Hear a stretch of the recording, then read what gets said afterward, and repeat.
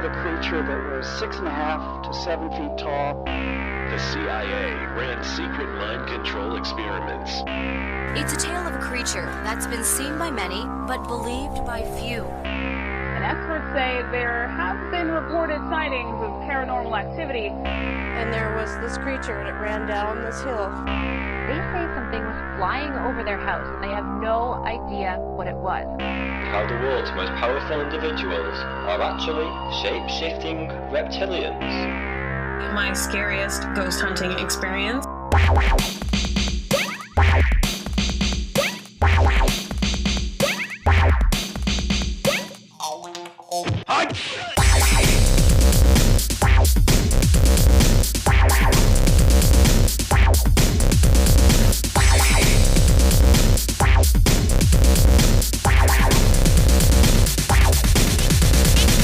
All right, good evening and welcome. It is, I think we figured this out, Tuesday night. I'm your host, JV. This is Paranormal IRL. We've got co-host Britt Griffith here.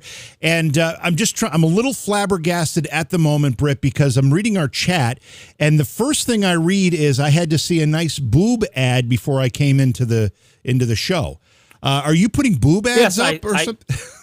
Yes. Is that you? I Ixnay on the titte. Oh, that's right. Translated into more boob ads.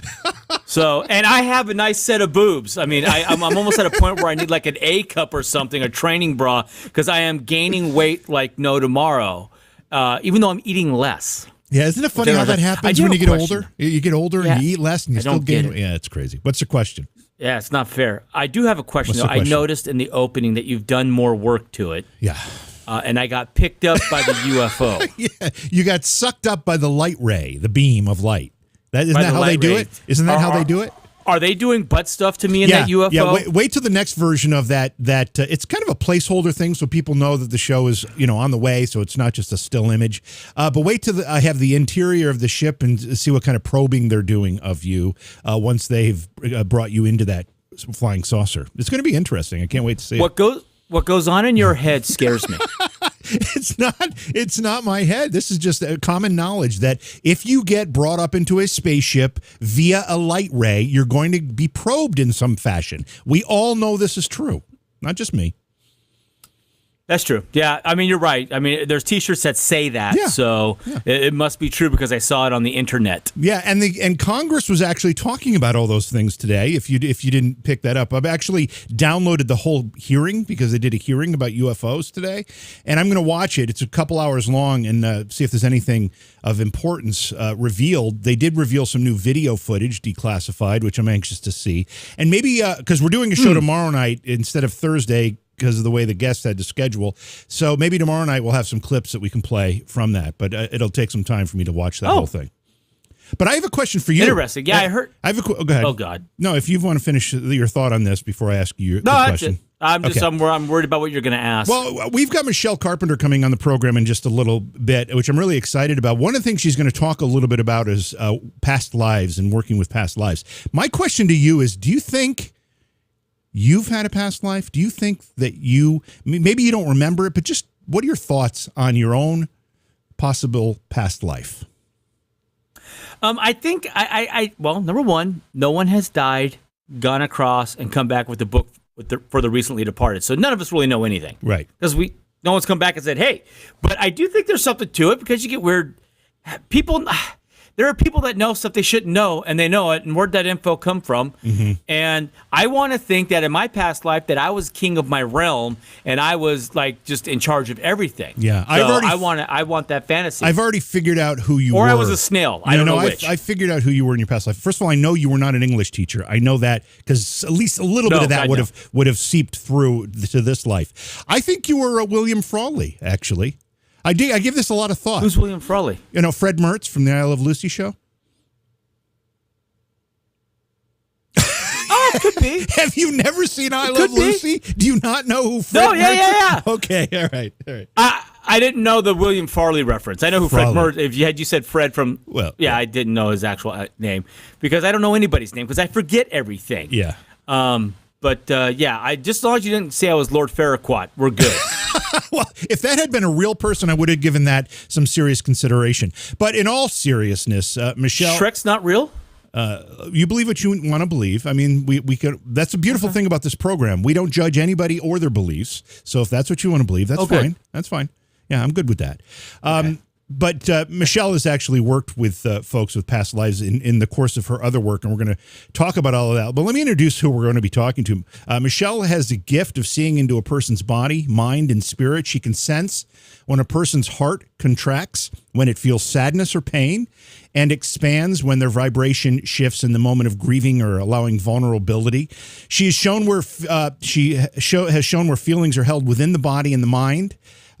She works on a deeper level of subconscious programming. She works with past lives, intergenerational trauma, ancestral trauma, and connects with the spirit of loved ones who have passed over. She also channels angelic beings of light called the Council of Eight, and we're going to talk about all of that tonight with Michelle. And, you know, the beautiful thing about talking with Michelle, because we were having this conversation before the show, is that she's coming to us like literally halfway around the world, literally on the other side of the globe. Michelle is in New Zealand, and technology allows us to be here with us live. Michelle, what time is it again where you are, in the middle of the ocean, somewhere in New Zealand? Somewhere in New Zealand, a tiny little island on the other side of the earth. And it is 2 p.m., just past 2:05 in the afternoon. Well, it's such a pleasure to have you here. We were talking before the show, and Britt had asked you the question, you know, where you were, because he immediately recognized your accent, and we were talking about the time, and Britt wanted to know if you were in the same time zone as us. Britt, I don't understand how you could possibly think. And then you said something about, well, the Earth is round, and the time zone could go around the Earth. Do you not know how it spins and how all that works, Britt? Just curious. Well, but if she's on the same, let's see, longitude is sideways, right? And latitude is up and down? No, or is it the other way around? Latitude goes north and south. Well, it doesn't run north and south, but it measures north and south. And longitude goes from pole to pole. So if she's in the same longitude as us, just on the bottom of the Earth, wouldn't she be still in the same time zone? That's where my mind was going. No? I assume that's the case. If you draw, like, goes straight south from where you are, everybody would be on the same time zone. But you don't know that New Zealand's on the other side of the world? I mean, it's not like it's... I know it's in the bottom of the world. I just didn't know where.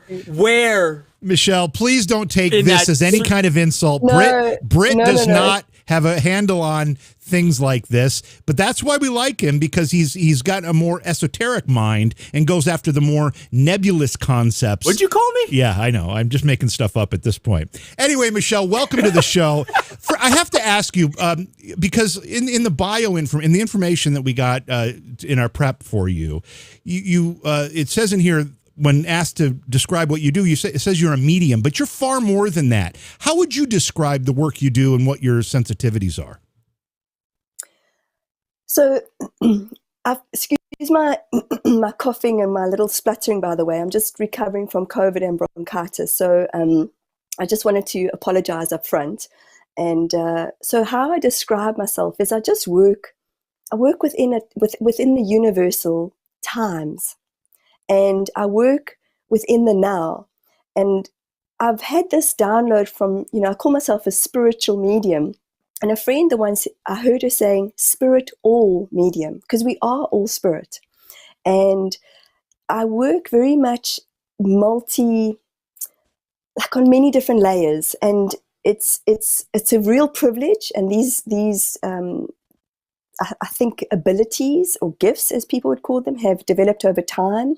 And I truly believe that we all have the ability to connect, because we come into this world connected. And then just depending on how, the family that we've chosen, our programmings, our belief systems, energy that we're carrying from the intergenerational lineages that we come from, I was one of those. I'm a late bloomer. But I work very much in the moment. I work very much the time answers me, and I just get guided all the time. And it's kind of what Britt was saying earlier on, like, how do we know? Like, a lot of it, like, I'm still learning. I don't know everything. I just know that I'm really good with the human and the human experience based on my previous traumas that I've had in this lifetime. And the biggest thing that one of my learnings is in this lifetime is to learn to teach vulnerability and to teach we all have one inside of us. So I'm kind of like an activator. I activate people's hearts. I don't know if does it make sense? Yeah, it does make sense. And I know that you do a lot of work with folks who have dealt with trauma or grief in their lives, and you use these sensitivities of yours and these connections to other dimensions in the spiritual realm to help people come out of that and recognize how they can even prevent it in ways. Would you suggest, because of that kind of work, that whenever we feel grief or trauma, there is some type of spiritual connection that if we learn how to better control or to better maybe communicate with, we can control this grief and trauma a little bit better in our lives? That's a great question, JB. And excuse me, the one biggest thing I found with working with a lot of clients over these years is that we all experience some kind of aloneness or loneliness in this lifetime. And if we were taught, I believe, from kids from a young age, these children seeing things and hearing things, and I hear this a lot with adults that, who are sort of in their 20s, 30s, 40s, 50s, that felt like they've suffered from some kind of schizophrenia. And if they were taught at a young age that actually, guys, are around us and they want to connect, I think it would really help the grieving and the trauma that we do hold on, because a lot of my clients who feel so alone are never alone once we reconnect them. And I say we because it's not me. I'm just helping them to reconnect into everything that we know. And the example I give is, excuse me, I don't know if any of you are dads. Are any of you parents? Yeah, we both are, yeah. So not together, so do you remember when but we wife, both are, yeah. Okay, thank you. Just clearing it up. Thank the world for that. Yes. But do you remember when your wives were pregnant? Not one of us ever had to say to those babies in the stomach going, come on, baby, now we got to grow toes. Come on, baby, now grow eyelashes. We just grew from this knowing, this source, this divine, whatever we want to call it. And then we come into the world and then a lot happens. We pick up on a lot of energy, vibration, and that's what I'm relearning for myself is everything is frequency, everything is vibration. And again, we're not taught, from my generation, I most certainly wasn't taught to I wasn't allowed to cry when I was a young kid. I was always told to keep quiet. And that is huge from, again, this is people that I work with. This thing in allowing our vulnerability is allowing ourselves to cry. And we're told that it's shameful. We're told to shut up. And I was certainly told to shut up. And if we just allow our vulnerability and just even the expressiveness of, that's what I loved about connecting with the two of you. I'm not great with geography either, Britt. I mean, if it makes you feel any better, when we were immigrating from South Africa, to New Zealand, in my worldliness, which might sucks as well, we got here and I thought, well, we're on the same timeline and equator as Australia. Like, how come it's not so warm in this country? My husband was like, are you kidding me, Michelle? Like, it's further down south. And I'm like, the weather's not the same as South Africa. So, yeah, Britt, you and I in a Pictionary game, not good. No, not good. No. We often say Brit's words are Brit's second language, so they are. He has trouble communicating. Anyway, but I want to talk a little bit about when you started to have an awakening of your sensitivities, when you started to recognize how you can make these connections and help people. You also suffered some traumas in your life that, if you could share some of that with us, we'd appreciate it. But obviously, they're probably very personal, so I don't know how much you want to share. That's up to you. Thank you for that, but I'm very open about my sharing because I feel that, again, the shame of not sharing, and some people don't like to share what their trauma is about. I was sexually abused at the age of 4 or 5 with my mother's brother, and I didn't know it was wrong until I was a teenager, and I was a very angry teenager. We grew up in a day and age, like my parents used to live in Zimbabwe, and used to be the day of the live band. Parents partied a lot. My dad drank a lot. He was in the Rhodesian War. And I've come to realize over the last too many of myself, that all affected me, a little girl who just felt so alone in this secret that I was holding on to. I then had bulimia at the age of 13. I lost my best friend at the age of 16. My mom was a very angry woman, and I feel like she held on to a lot of her own dark secrets and her own trauma. My dad, too, had a very abusive background, so I grew up in a lot of conflict, a lot of fighting. I was the middle child, and I'm stereotypical of the middle child that feels like the oldest child got everything and the youngest child got everything.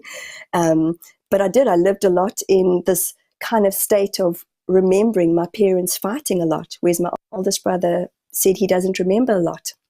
And then one of the patterns that I've had in my life, which for me is also tick, was my dad had affairs when we were young kids. And I kept recreating the pattern of bringing men into my space, same vibration. We both lacked self-worth, and they all cheated on me. At the age of 24, when I was a sales rep for many years, and I looked down to put a straw into a can of cool drink, and a young black girl ran across the road, and I knocked her over and killed her in my car. And I didn't know what I hit. Oh, wow. And for 9 years, I did find out, because obviously them, and they told me that I'd knocked over a young girl, and because the way I'd hit her, she'd rolled into the bushes. Fast forward 9 years later, I hadn't with that. I hadn't gone for counseling. It wasn't, my parents didn't suggest it. It was just something that we just learned to deal with. And my mantra in my life was, the more stressed I was, the more I coped. Like I was a top sales rep. I performed, and the stress, come on, I can do this. And the reality is I was just affecting my body more and more and more so. And it started showing up in different ways, and with physical ailments, bladder infections, kidney infections, migraines. And then I got to the age of 33, and I had a little baby girl, and I came to discover that my ex-husband was cheating. Again, another pattern.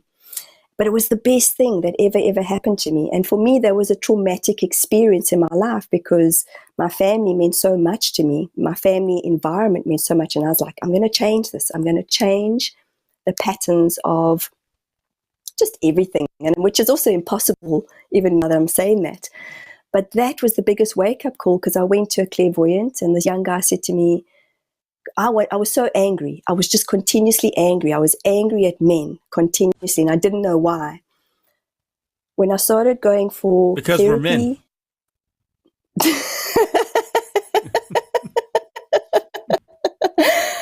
Oh gosh, I just adore you, Britt. Oh boy.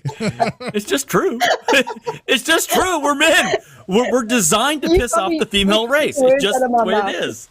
You just took the words out of my mouth. But no, you know what? A part of my learning is to actually love the masculine energies, to make peace with it, because a lot of what my mom had conditioned me with was, don't let a man suppress you, don't let a man dominate you. So that was my programming. Well, guess what I did? I always just brought men into my space who did. I allowed it, though. I want to be very clear of that. So when I was going through my divorce, I went on this weekend away, on this weekend retreat, and this woman started how I felt about knocking over and killing this young girl 9 years later. And I kept thinking, but it's done. What the hell, man?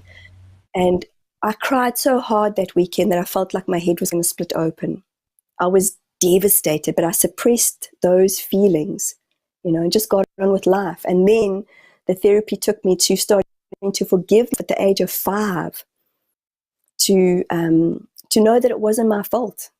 And holding on to that secret. And there's just so many levels and layers of what my trauma has, plus the past lives that have come into it. And I kind of get why I'm doing the work that I do, and why I want to help humans, because I've killed millions in past lives. And so it's sorry, did I say that with a lot of glee? I want that past life. I've killed millions in past lives. Don't piss me off, son. Take what did Cosby say? Yeah. Oh, that's right. Yeah. But, so there's also living in South Africa. We come from the last 15, 20 years, and so many different levels and layers. And the way I like to look at it is, every cell has a memory. And the more we can allow ourselves to experience the healing in whichever way. But we're human. I want a quick fix. I want to get it. I want to get it all today. So I hope that makes sense in everything that I've said. But, I'm working through my trauma. I'm still working through anger that I carry. I'm still working through deep sadness. I most certainly have been depressed when we immigrated. That in itself was a big traumatic event. It came with a lot of grieving. And I feel like I'm a work in progress, and I like to share this so that people know that I'm not sitting here going, I'm all love and light, guys, and I've got my shit together, because I don't. We're going to get to a point in this conversation where we'll talk about a little bit about how you use these skills in your awakening to help other people who have suffered similar things. And by the way, Michelle's website, I'm going to put it up here on the screen here. If you can see it, it's michellecarpenter.co.nz for New Zealand. But Michelle, you mentioned past lives as well. As you started to have these epiphanies and started to awaken and recognize that the things that had happened in your current life, in this life, those traumas, those experiences, depression, all those things, and you started to recognize, as you said, some experiences from past lives, how did that energy collide? How does that affect you? I mean, you just said you've killed millions in past lives. That seems to be like a real burden on your shoulders, but you're smiling. But you're smiling. So how do those energies collide? How do you reconcile all of that? So this was kind of where I awakened to past lives, and I still sort of sat on the cusp of it. And my spiritual journey was a very slow one for me because of my human experience. And I started bringing people into my space who would channel or talk to the Galactic Federation of Light. And every time I sort of would meet up with these people, I felt really nervous and fearful. Oh my God, there's more out there. There's more out there. And I went on a one-day meditation. I met a woman from California called Nora Hansen, and she's a modality called Integrative Quantum Medicine. And the founder is a lady called Louise Meter. And Nora was traveling through New Zealand. I invited her over and I said, come and host a weekend and come and, teach integrative quantum medicine. And that's where I started realizing that there's so much more to just living in this physical world and being a human being. And how it started was on these weekends where, I'll give an example of the one that's coming to mind, where we started speaking in our group, and we were a group of about 12 different people. I used to live in a town called Queenstown, and this woman said she's scared of horses.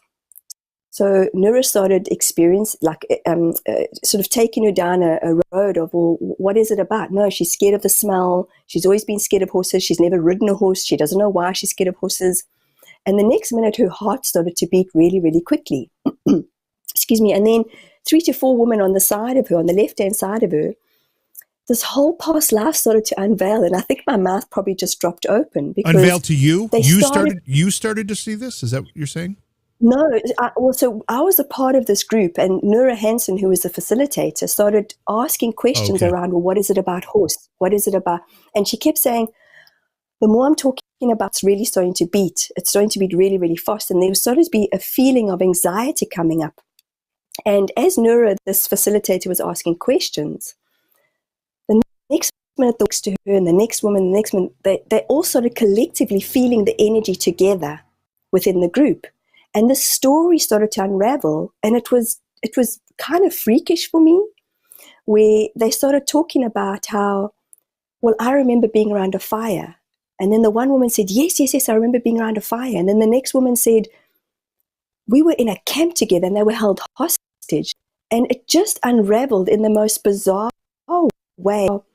4 of these women were in the same past life together, and what had actually happened, they managed to get horses. I'm shortening the story because this went on for a good few minutes, but they managed to get onto horseback, and they all rode, and they committed suicide off a cliff.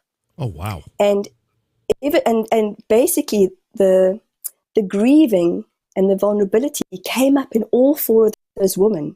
Collectively had a similar feeling, a similar story.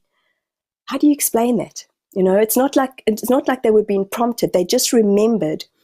And the more that we started going into, we'd have breakout groups, and somebody would say to me, Michelle, I don't like you. there's just something about you I don't like. And I say, well, is it my smell? Is it my face? Is it my voice? And then as we start to explore, once we're in the universal space, the story just starts to come. And they're mind-blowing. I could share one story upon the next about how I've seen how these healings have taken place. And they're not forced. The story comes up for the healing in the moment. And it's not one person's healing, it's a collective, it's a group at a time. And I've most certainly had it where I've met people and I think there's an instant dislike and I don't know why. And, so I don't want to assume in that moment, but if I had to explore it, if I walk away and I explore it, I'm like, oh, what was that? Can you guys just give me a bit of guidance? And then they'll say, this is a past life. This is a past life that person has hurt you or you've hurt them. And so there's so much to it, and it's so involved, but it's not, because it happens in the blink of an eye at times. Have you guys ever had an experience where you've perhaps had an instant dislike for somebody? Oh, absolutely. Yeah. Or an instant affinity for somebody, an instant ability to like somebody. Like you just feel connected, although you've never met the person. With Britt, it's very different. I keep him on the other side of the country just because that's as close as I can get to him.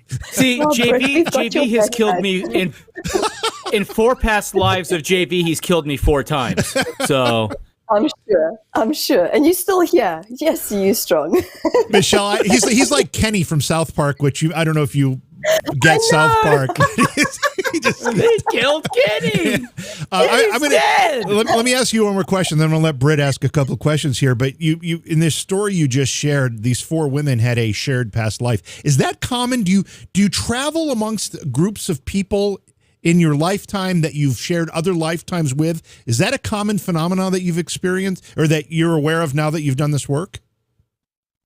Yes, most certainly. And it's not something, I've become sort of as aware as I possibly can in the moment, because I found that I was getting into a space in time where I was overanalyzing things. Like if I met somebody and I didn't like them, what was this? What is this about? And I feel that some of us on our spiritual journeys can clearly analyze, and I just go, okay, what it is, I don't like that person. But yes, in the group settings I've had, the different retreats I've been to, there's a collective, there seems to be a dynamic that happens. And when we open ourselves up, I like to explain it as, if you think of the good old CDs, and how the CDs go around as a hologram, that's how I experience life. So whether we call it past lives, it's happening. It's happening right now in the moment. And if we experience it, we feel it, we allow it, we grieve it, it's gone. And then we're on to the next hit or the next. Does that make any sense? It's just like, this is how I see it. It's sort of like it comes. And that's energy for me. It's happening. It feels explosive. There's a few of us together. If I really had to tune in, we're more than likely, we've been connected in many, many different ways. And, it's it'll be interesting to hear. I feel like I have yeah. Well, maybe we rolled together and we both killed millions of people. Because one of my sayings is this particular life is lucky I'm not king for a week, because I would kill a lot of people.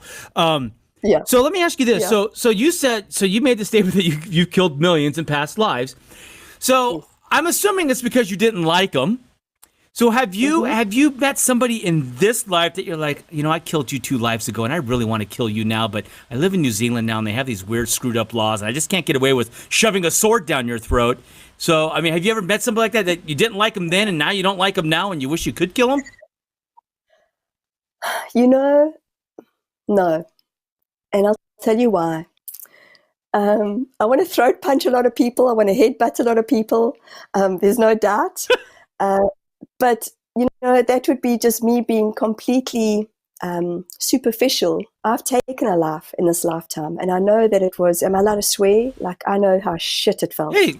And it took me a long, it took me many years of even, this young girl that I knocked over and killed, we had a soul connection in this lifetime. And it took me a long time to get through the hurt and the pain and the guilt of taking that life. And it was a complete accident. So Yeah, absolute. But she wasn't innocent.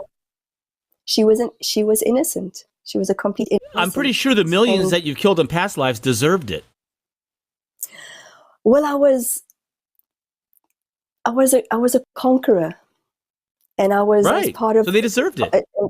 So when we're in war, and this is something that I, say to people as best can, in the experience of even my dad being in the Rhodesian War, never judge, guys. Because when you're in it, when you're in that fight or flight or fright mode, you do what you got to do. Yeah.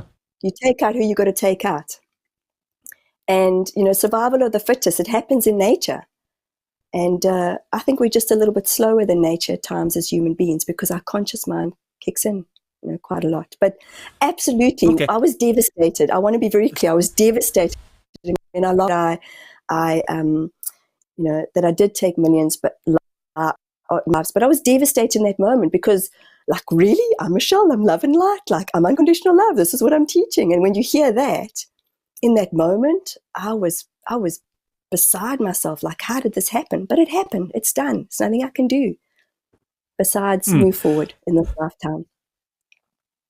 All right. So, okay. So, I'm sorry. I'm scatterbrained. I'm like ADD when it comes to my questioning. Before you go ADD on me, let me just ask something as a follow-up to what Michelle just said.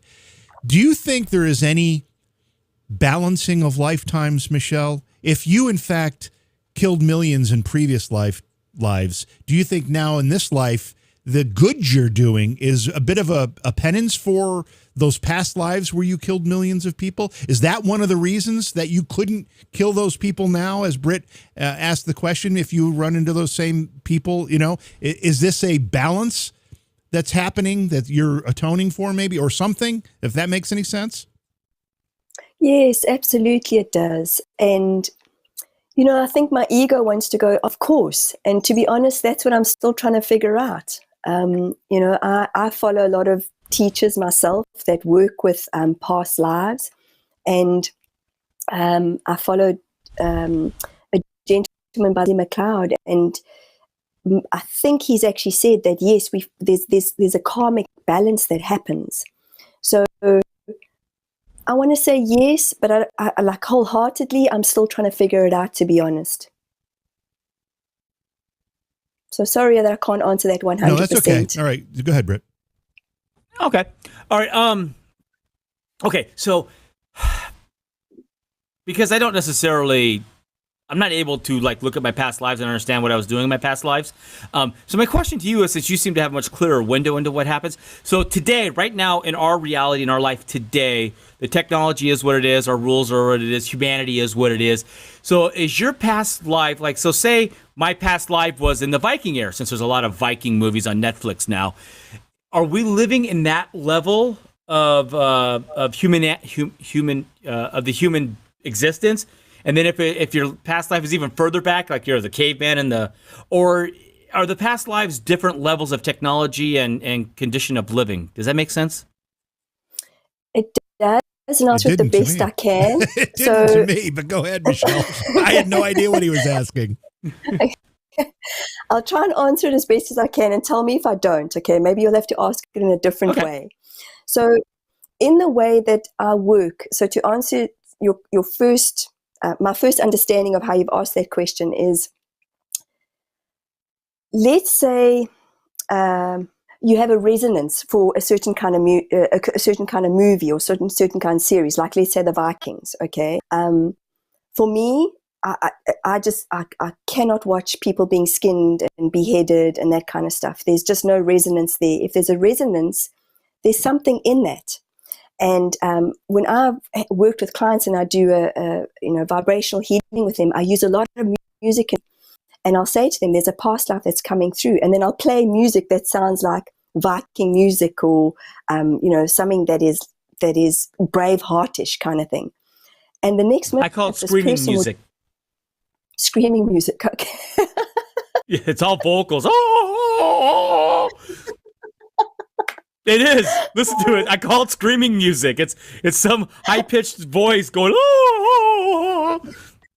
Okay. Okay, you and I listen to very different music. Yeah, he's listening to something in his head, I think. I don't think that's actually recorded music anywhere. I'm making a note of 36 minutes and 50 seconds into this program. Britt sang something, and I'm going to clip that out later. Let me just make a note. Go ahead, Michelle. Sorry. There you go. Oh, boy. Boy, this falls You were apart. taken up in the spaceship for nothing. Yeah, that's right. Yes. I'm in the spaceship. All right. There's a resonance that happens. And again, please tell me if I'm not answering it in the way that you would, to help to bring some understanding. It's the feeling. I can only just say to you, it's the feeling.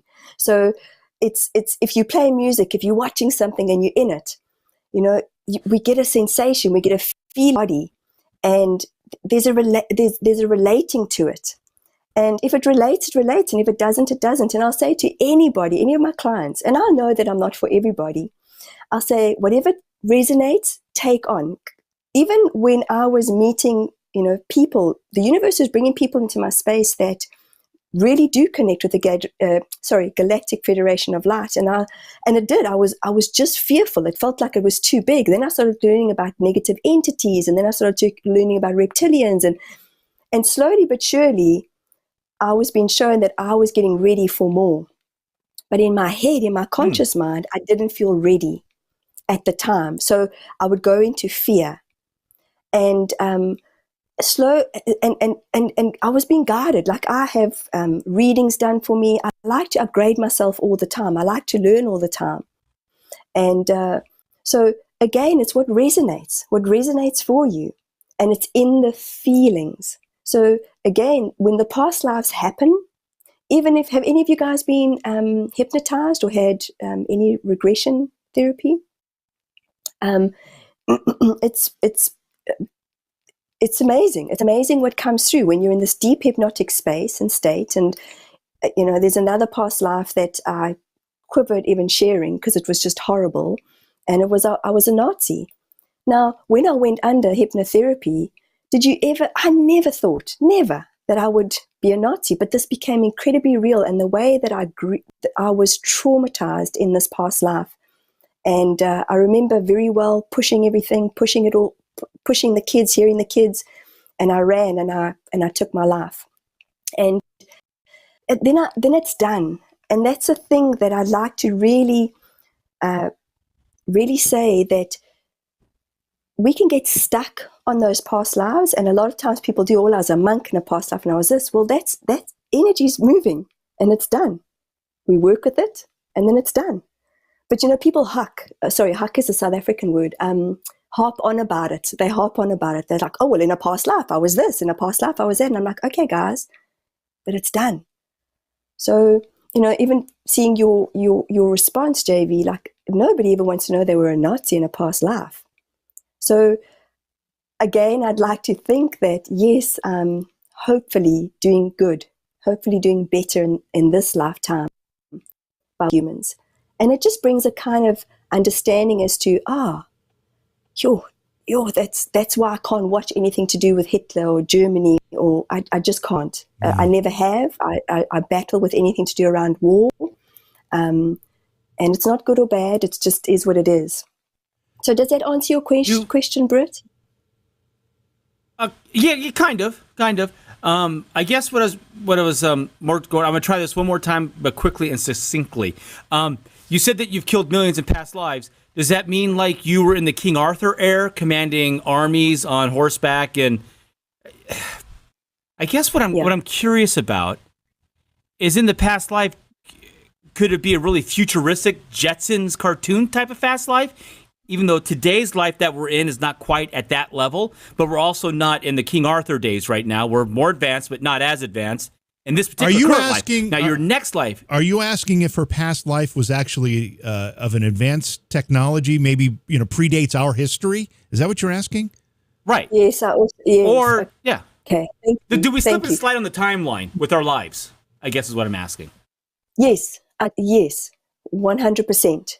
And for me, let's just look at technology and how advanced it is today. Look at what's coming through in terms of, animation. So those are people that are out there in the field that are getting information that, you might not get or I might not get. But again, it's that hologram that we're in.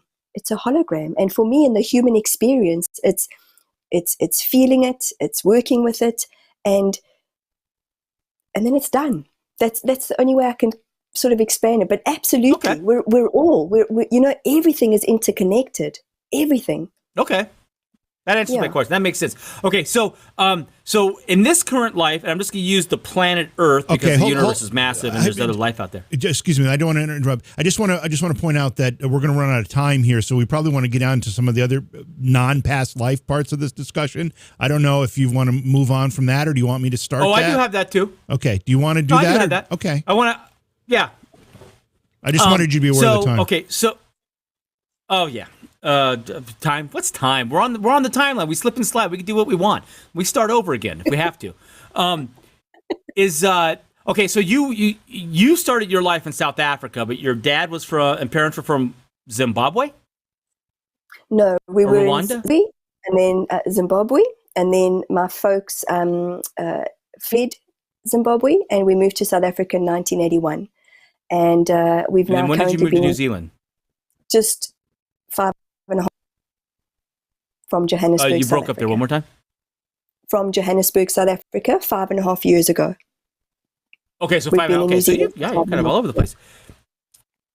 So literally speaking. Yeah, the generational trauma that you talk about and that I read up on about. So help me under. So my thought.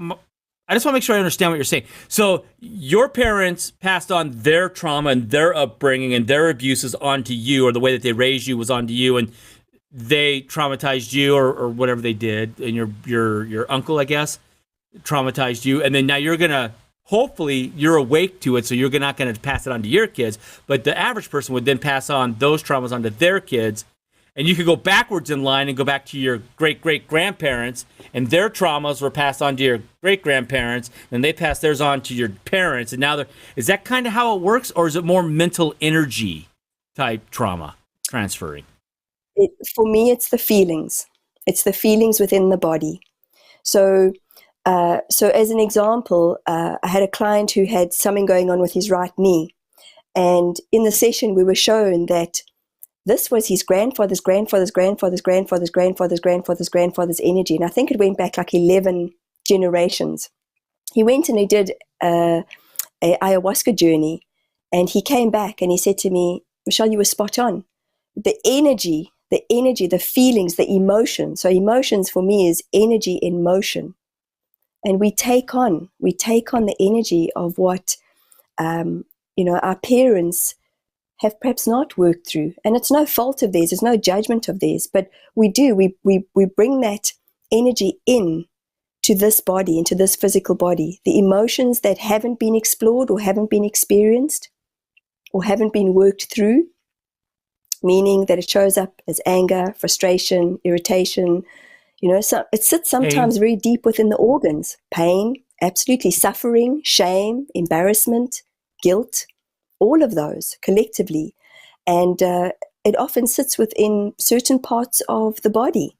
And it's sometimes, again, for me, it's about keeping this work as simple as possible. And sometimes it's not that, because clearly every form is different. But when you go into the body will show you. And I ask a question, is this yours or is this your mother's? Is this your grandmother's? And when a person is in their intuition, when they're in their knowing, they get the answer immediately. And they get a yes or a no. And it's as simple as using a bit of breath work, a bit of stretching, and the energy shifts in that moment. And we can stop it from going forward to the next generation? For sure. At the same time, it is very interesting. At the same time, our children come in to teach us so much about ourselves. Our children, I'm not the person that I am today when my daughter was born or when I was pregnant with her 18 years ago. So she's carrying, and I've realized that I'm doing the work for myself, but for the change to happen, the lifetimes, the patterns of changes, and I already see it. I'm doing the work. I already see collectively with both my children. Kids come into this world quick, man. They're so fast. We're the ones that are slow sometimes as adults. And it's our conditionings and our programmings that hold us back. And, Xbox and PlayStation is one of those. My guides were showing me that these kids don't stop them. Yes, obviously give them boundaries, but they're using everything. I'm the one who's going, again, fear, because I don't understand it. Yeah. All my kids have taught me how to do is breathe deep and count. I'm sure. Michelle, you talk about intergenerational trauma, and I think you explained what that is. You also talk about ancestral trauma, right? Is that the other word? Ancestral trauma. What's the difference between intergenerational trauma and ancestral trauma? Great question. Ancestral would be,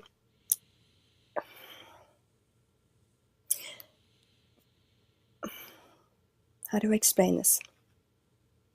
Ancestral is what we've carried and we don't realize that we're actually carrying it. Intergenerational is in our generations. Okay?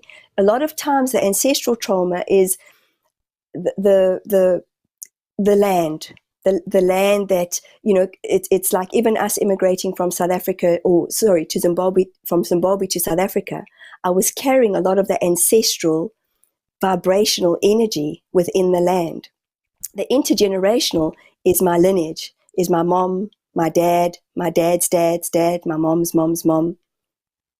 That's the difference for me. And again, I am still exploring it, but that's the way I see it and have been shown it. The reason we're talking about all these things, just for folks who are just joining us, is because you may be experiencing some of these things and the effects of these things. Michelle helps folks identify that and helps them work through those issues.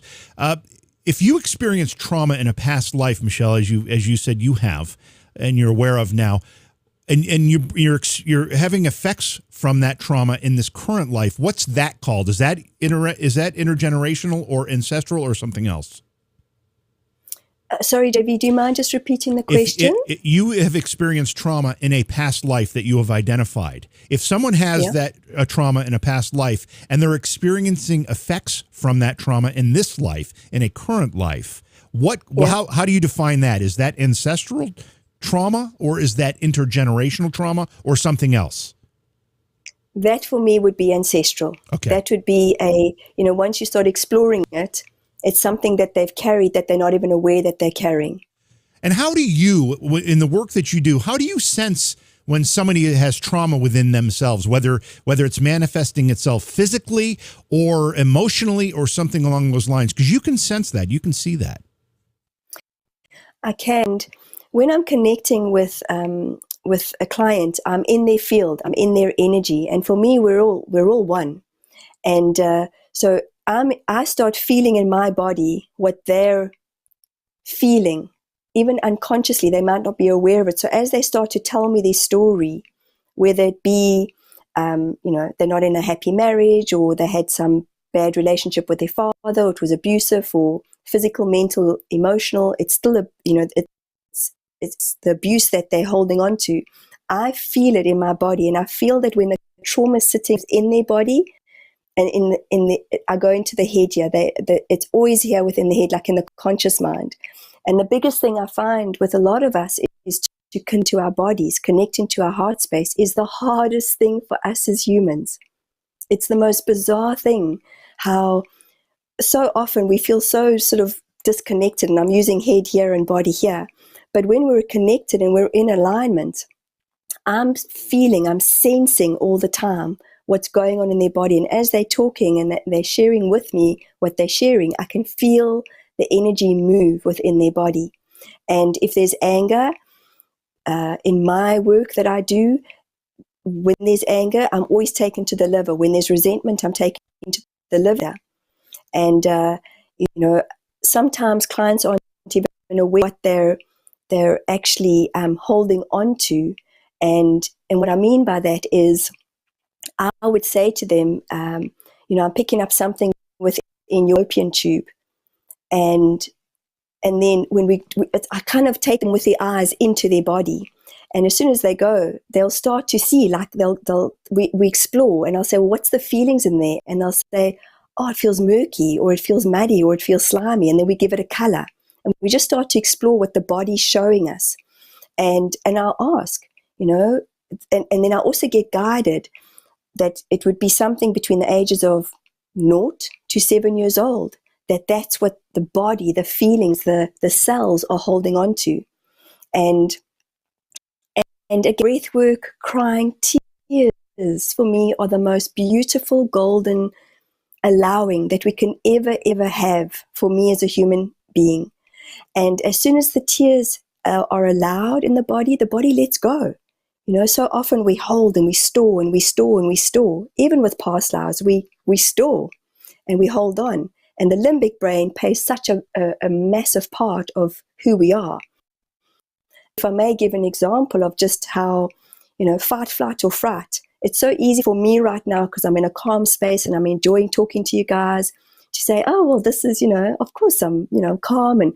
But holy whack, put me into a situation which we've had in South Africa, quite a few situations. And I'm the kind of person, I'm not good. I just go into, I go into a paralytic space.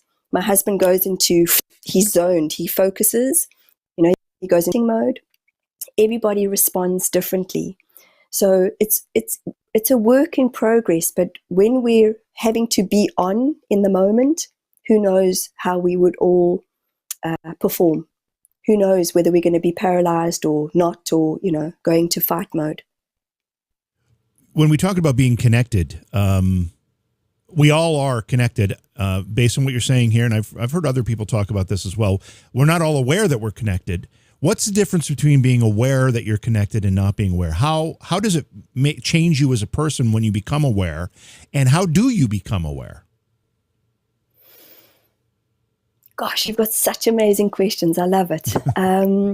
So it's, for me, the more that we explore our body and our heart space, the more connected we become. So for me, I wasn't the normal medium who just remembered stuff as a kid, and connected with people as children.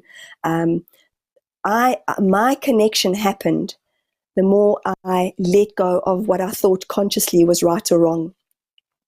And to answer your question with regards to how does one connect, it's as simple as putting our hands on our heart and feeling our heartbeat. That is connection. It's as simple as showing up for each other. That's connection. It's as simple as getting a sign, where you could put it out there to the universe and say, if you're missing a loved one, okay, give me a sign, show me. And if you really, really not even looking, because I think so often we look so hard and we don't realize that we're actually missing the moment. It's just being in the moment. That's the connection. Look at nature. Trees don't look at each other and grow next to each other and go, dude, get your leaves. This is my space. This is where my roots should sit. We're all connected. It's sometimes just based on what a person's been through in this lifetime. And when we let go again of the conscious mind, we will just open ourselves up to so much more. And what actually happens is our thoughts are the most, our thoughts and our feelings, because we feel before we think. Okay, but as an adult, our thoughts. I would highly recommend thoughts. What are you thinking? What are you thinking? What are you thinking? If you're thinking shitty things, you're gonna be a shit maggot. You're gonna bring it into your space. But for me, in the work I do, we feel as a kid, and then the thought happens. It's, if we're scolded, we feel it, and we feel bad as a kid, and then afterwards we think, what did we do that was so wrong? But we're connected. We're all connected. It's just having to let go of what we think is true. One more question, and let Britt take it for a second here. But what types of manifestations in people who aren't aware of any of this, don't understand what it means to be connected and how it can help, what manifestations in a person demonstrate that they need the help of someone like you to unlock this stuff? What types of things do you see in your clients, I guess, is the question. Sorry, if I may elaborate, do you mean from a from what they're holding on to, what they're storing, or how they manifest exactly? Well, I imagine, what would I suggest? Yeah, I'm making some assumptions here, but I imagine these past life traumas and these intergenerational traumas, ancestral traumas, and grief and these other things that they harbor into this life manifest themselves in ways in their current life, and they probably are destructive manifestations. They hold them back from being successful, from being happy, from maybe being happy in a marriage, from being able to be a good parent, whatever it is. These things affect them, and they don't realize that's what's affecting them. So what types of things should people maybe take a step back and look at their own lives and saying, wow, maybe this is the type of thing Michelle was talking about, and I should talk to her about this because she can help me identify it. Yes. So there's so much in that of what you've asked, and it's identifying what the emotion is. It's identifying how come just things just aren't getting any better for me. Just like I really lived in my victimhood. You know, I joked about being the middle child, but I was typical of the middle child. I was typical about the why me, why is this? Everything else said accumulating, you know, what had happened in my life up until the age of 33 when my ex-husband had an affair. There was so much in that, and why is this happening to me? Well, I now get the why, but we're always searching for the why as human beings, in my opinion. And sometimes we don't get the why. Why are kids born deformed? Why, you know, sometimes apparently it's for the learning of the parents. Apparently there's sometimes we might just not get the why, but it's pinpointing in the moment of, well, what is it that I want to do differently? And most of us, the biggest thing that we don't or aren't taught is how to love ourselves. And our lack of self-worth it's crazy. It's just crazy. You know, I can have the most beautiful woman or beautiful, handsome man sitting opposite me, and I can go, wow, and he could be successful and he can have all the money in the world. But there's still this sense of loneliness, sense of there's just something that's missing in my life. And then we explore it. We explore what the subconscious is holding on to, which is from childhood. What are we holding on to, along with everything else that you've mentioned? And for me, it's important to just sit and ask yourself the question, what does happiness even look like? What does true joy look like? If you look at a kid, you know, at the moment we're in autumn going into winter, and you just watch kids and they pick up leaves and they throw them and, you know, they pick their noses and they just don't care. And we get to adulthood or teenagehood and we start caring about what other people think. And it's going back to that joyful presence. And again, once we tap into our hearts know nothing else except deep connection and deep love for one another.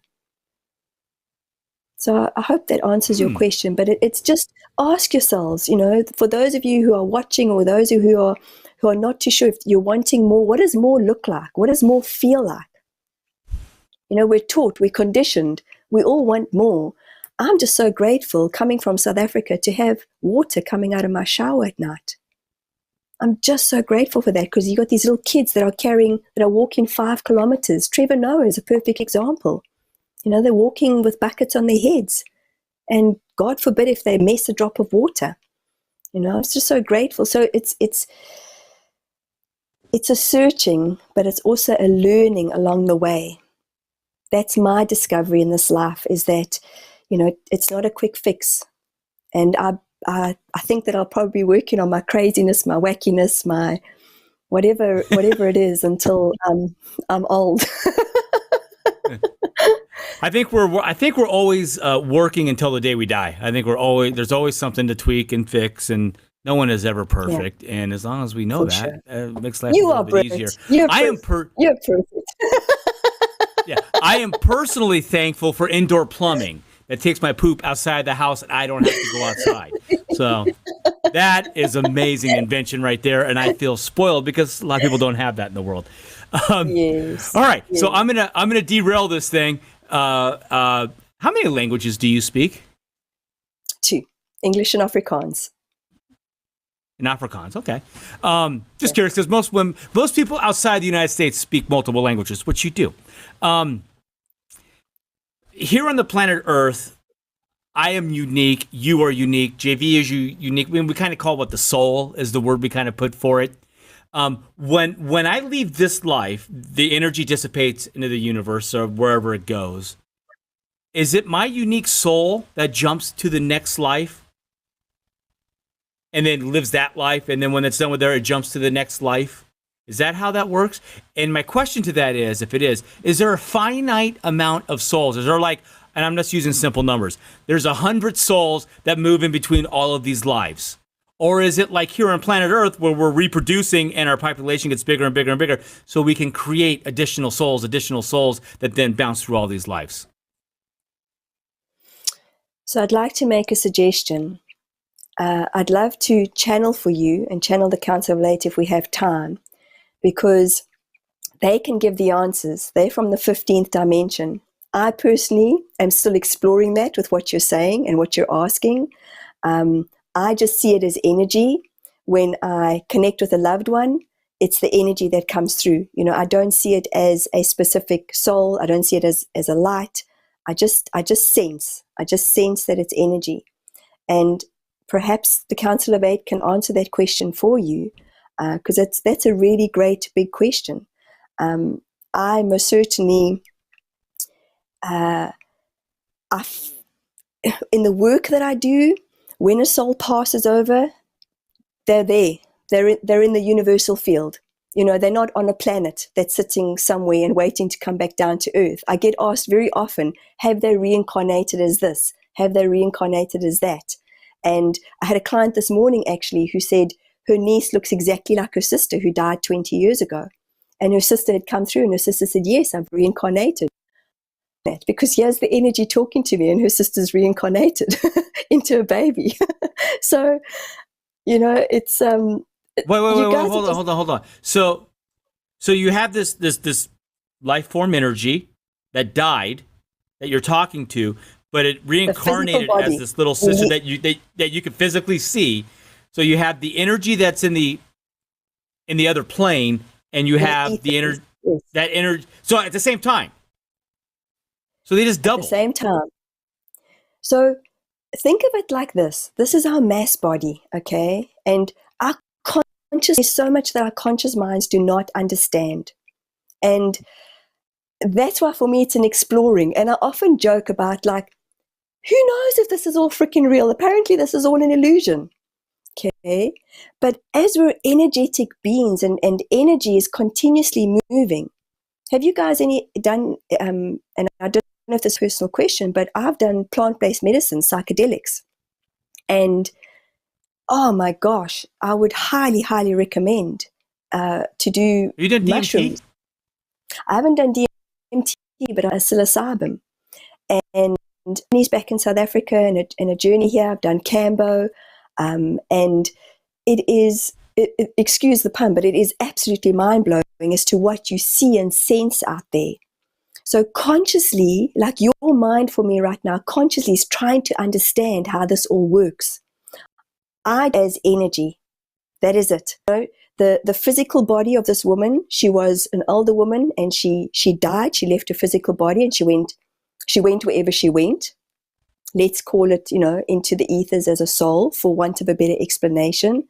And she's now reincarnated. I mean, this woman, this client I was working with, she said, Michelle, this is, she's got the same feature. She's got the same ways. This little girl she's my sister. I can see it. And so the soul has come back into another physical body. It's energy.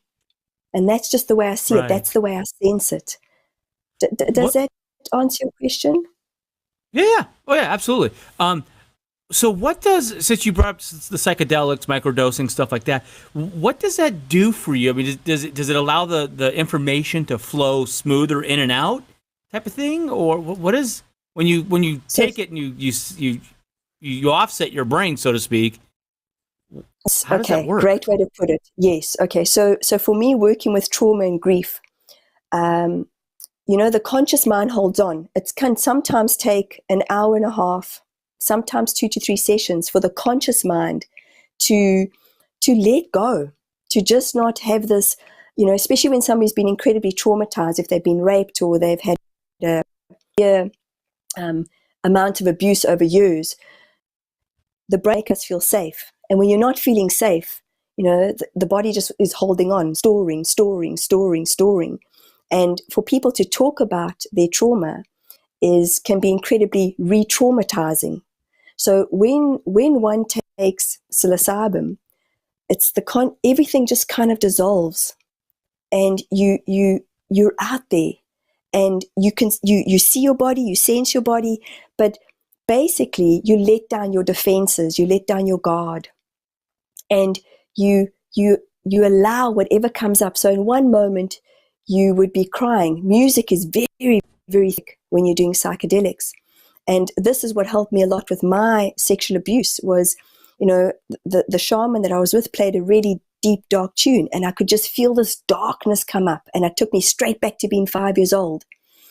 And I cried. I could feel myself quiver, and I went into a pattern of holding my body, and to not go into what exactly he used to do to me, but it was just like I just wanted to leave him, but angry at the same time. So another song was played. So you're exploring all these different emotions, and you feel safe to do it because the brain is just like, phew. And Right. when we're not feeling safe with an individual or with a person, we don't allow ourselves to allow the vulnerability. Whereas for me, psychedelics, depending on who you're working with, I'm very aware of, I always ask my team of guides, is this a good person for me? Because I am so open and I sense so much. And, they are incredibly, incredibly healing. And you just see so much. You see that we are just little specks in the bigger quantum field. You're like, It's kind of crazy okay, how so there's small more. we really are. Very much so. Oh, Very much so. I have more, JV, but we're out of time, so I'm just going to hand it back to you. Yeah, and you can do your thing. We can't quite leave yet. I've got two important questions. The first one was one I just happened to catch. We get a lot of questions in our chat room, Michelle, and I don't always see them. I saw this one, and somebody did want to know about birthmarks and if they relate to past life scars or something. Do you have any thoughts on that? Yes, what a great question. And I can actually speak, I'm smiling because I can speak from personal experience. My husband has a red ruby birthmark on his right shin. And the biggest thing that one of the things that he has had in a past life is he's been shackled. He's been basically, and he's felt the shackles. And in this lifetime, he's working through not feeling so shackled. Like he battles with control. He battles with, the world that we currently have been living in the last 2.5 years. But yes, it's very much got to do with a past life. And it's kind of like, I'd say, wear it as a proud marking of what you've experienced in the past. Second question is, you brought up the Council of Eight. We really didn't talk about that much, and we need to.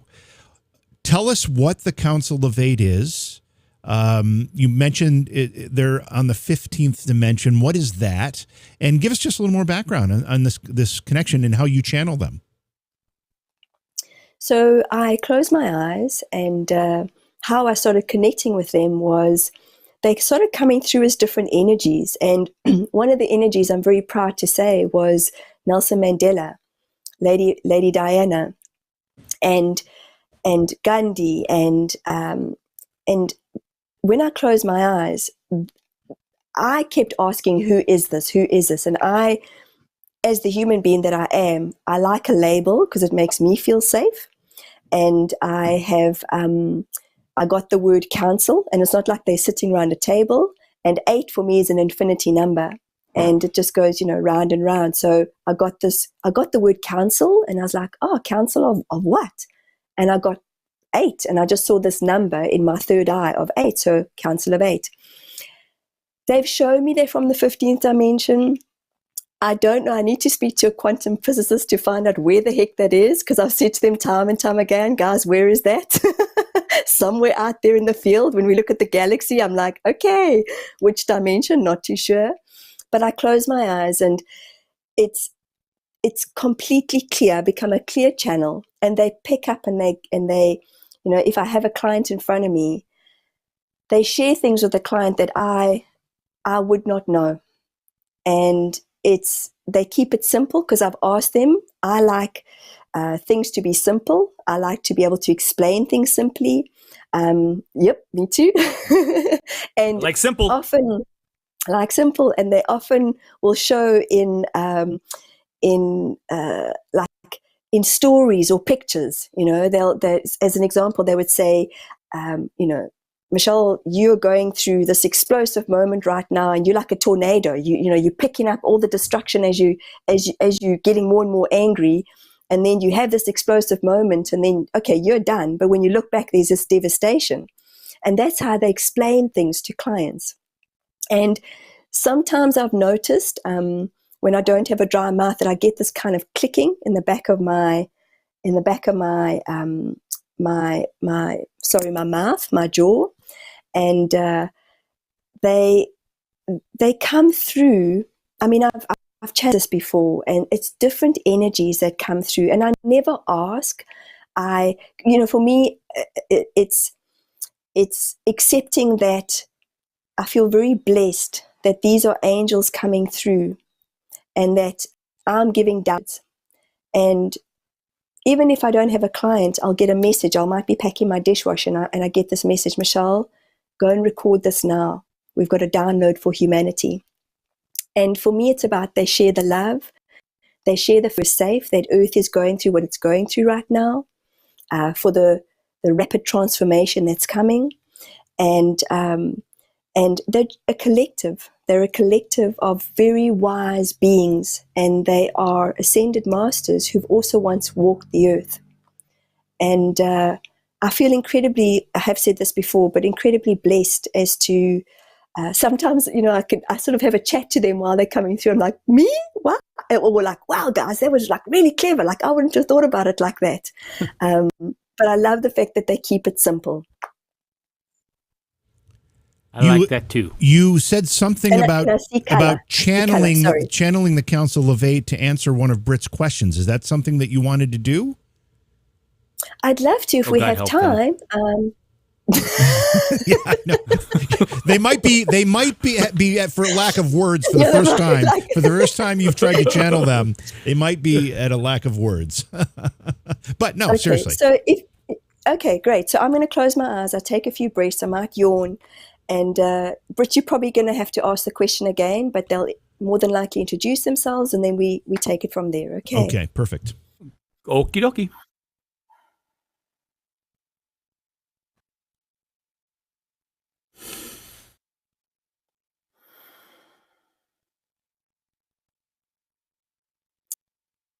We welcome you here today, Britt and JV, and the people who are watching this download and transmission right now.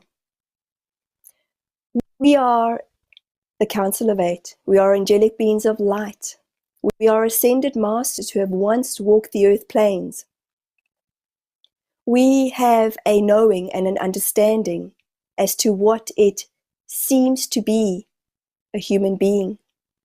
Many, many, many, many humans are in a space, in time, where their physical bodies are not their physical bodies anymore. So we are answering your question, Britt, from earlier on. There is a holding that happens when the soul leaves these physical bodies. There is a holding that happens when they leave the physical bodies. And the holding that happens is the souls transmute back into the light. The souls transmute back into space in time. There are platforms where certain souls go to. The souls who have taken their lives, the souls who have decided that the vibration of earth is too intense, too much. These souls are in space where they are being held with other souls collectively And we do not have the words that humans have of nurturing, nourishment, feeding, kindness, caring. We are. And within the are-ness, within the beingness, within the seeingness, within the knowingness of all that is, humans are a small part of the universal energies. Humans are as small as plankton is within the sea.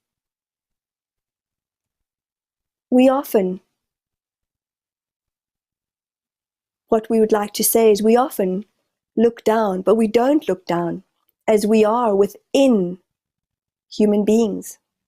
We reside within energy. Energy is in motion all the time.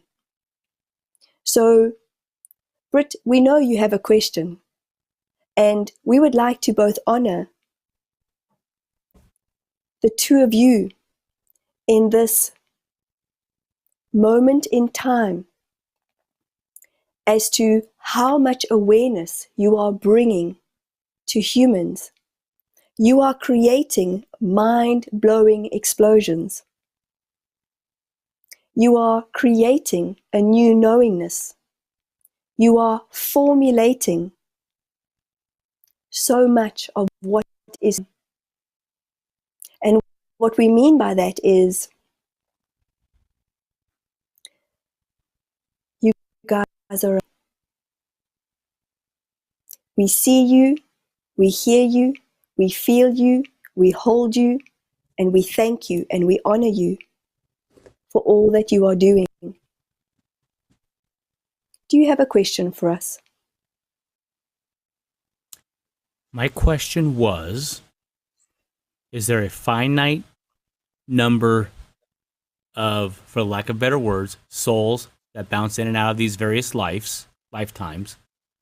Or is it constantly growing? Are there young souls and old souls? Does the number ebb and flow, I guess, of the amount of beings that are bouncing in and out of all these lifetimes? The transmissions that take place are continuously changing at various rates, at various times of evolution. This is very much now of the evolutionary phases of changes that are happening. So, to answer your question, yes. Yes, yes, yes, yes, yes. There is so much, Brit, that within the holding, and if you notice where we have Michelle's hands, within the holding is where the brain keeps humans small. The brain is an integral human space of so much connectiveness, so much wiring. Yet, so many humans keep themselves in a dummy space, in a dummy phase. And humans are more than that. Souls are more than that. Souls are light that choose to come into these physical bodies. Souls are energy. They are not bright. They are not white. They do not have color. They are heart-centered. The changes that are happening within the earth, within Mother Nature, are not only cyclical, they are happening out there before them in here. It is a very, very, very, very, very, very, very, very, very, very, very important time in human time to become more consciously aware of what each individual is thinking, how each individual is feeling within their vibration, within their frequency, within their heart spaces. As energy is felt Energy is felt. Energy is felt. Energy is felt. And energy is shifting and moving all the time. I was talking to you both about this beautiful time in how plants are being used. Nature is so, is it not? And nature is shifting so much vibrationally right now. The consciousness of nature is not understood. Yet humans are trying, scientists are trying to understand what changes, what shifts within nature. This is an important time for evolution. This is an important time for all of you collectively to evolve. What are you all thinking? Souls come and go, Britt, all the time. And what Mother Earth is feeling and sensing is it's time to shake it up. It's time to let go. Human beings have been what we would say destructive, have they not? Human beings want more, want more. And as humans are learning more to give and receive, as humans are learning more to be within their heart spaces, as humans are learning in these times to connect more to one another and show up in for one another, the energy within the human space is changing. We hope this answers your question. It did. Thank you. I don't know what. Any other questions? Yeah, I don't have any.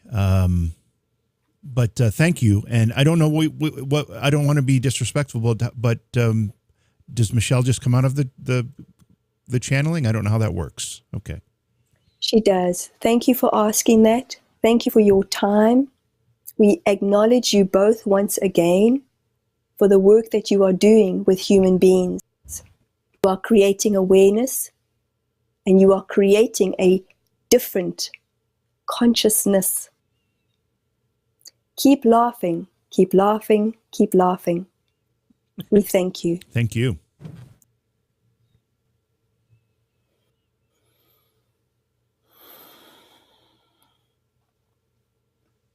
Michelle, what does that do to you? I don't know what the hell that was all about. Hold on.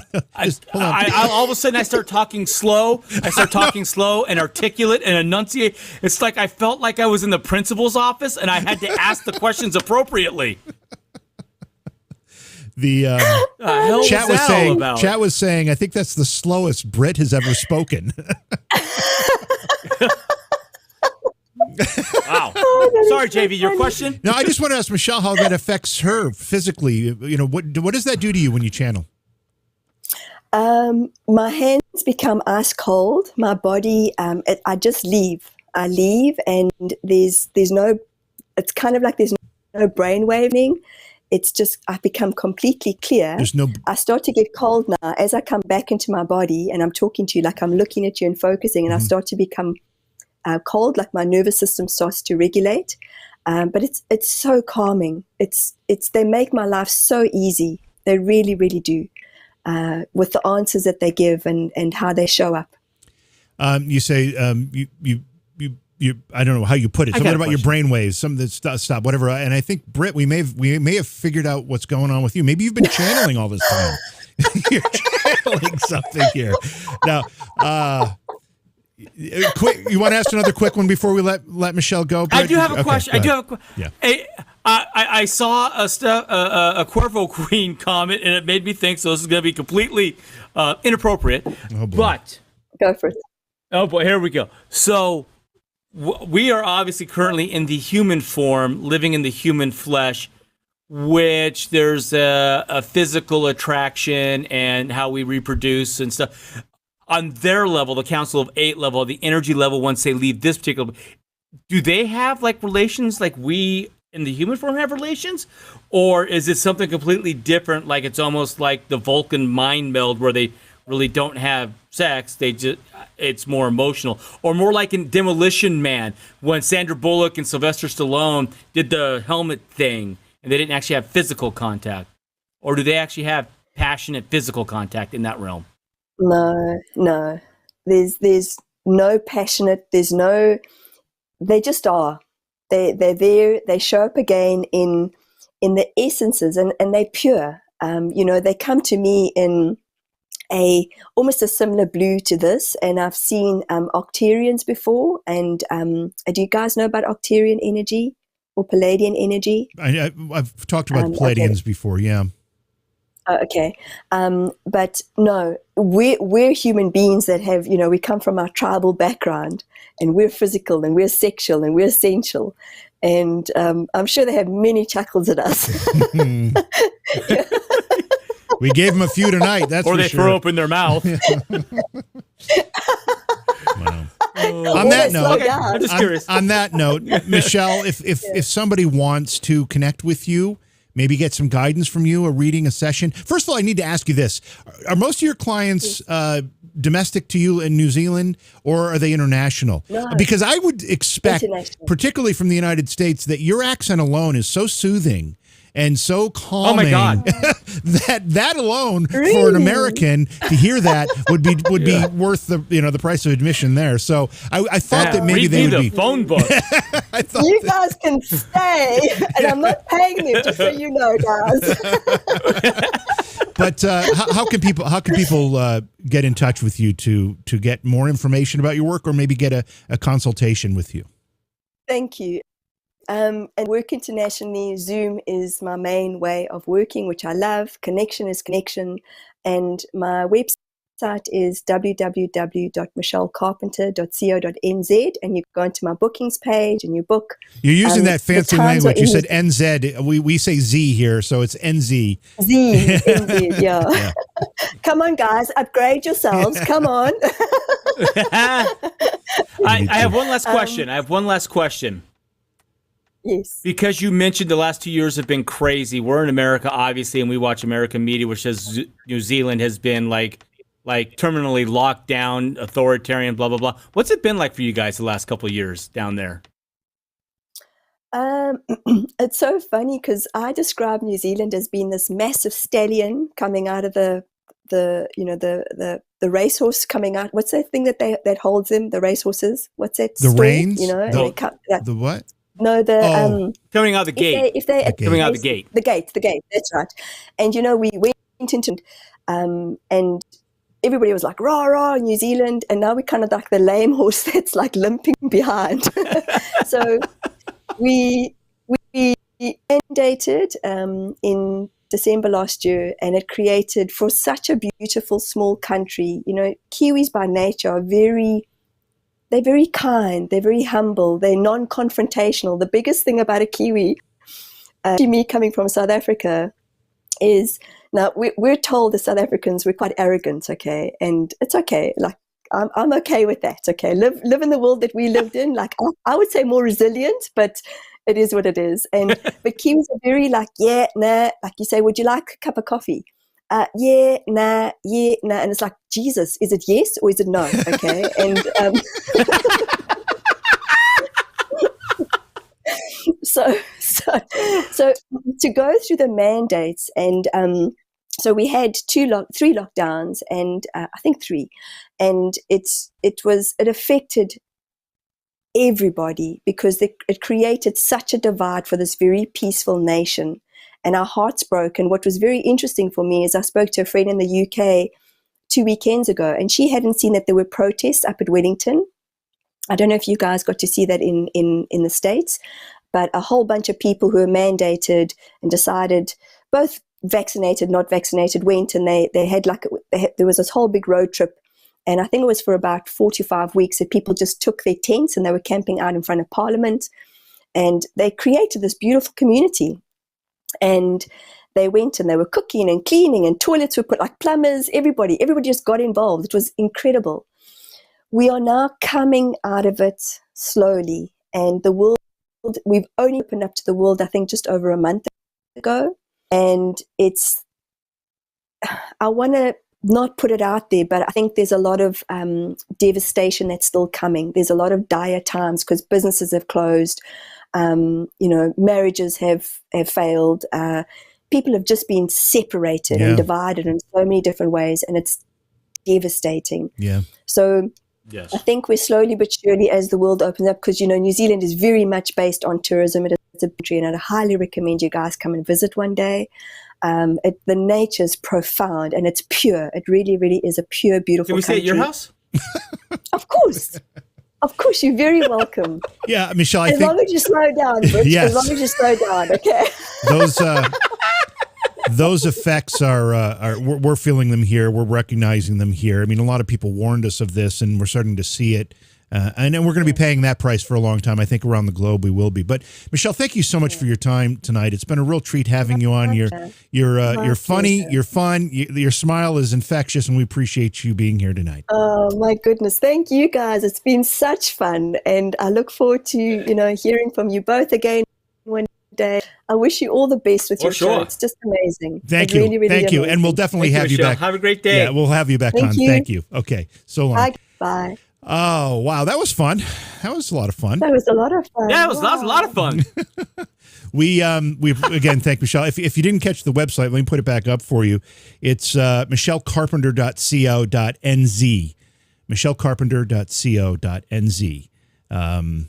If you want to look into more of her work, maybe get a consultation. It's a great website, a lot of stuff there. So, so you when you talk to Michelle when she was channeling the Council of Eight, your speech slowed down to a point where I'd never heard you talk so slowly before.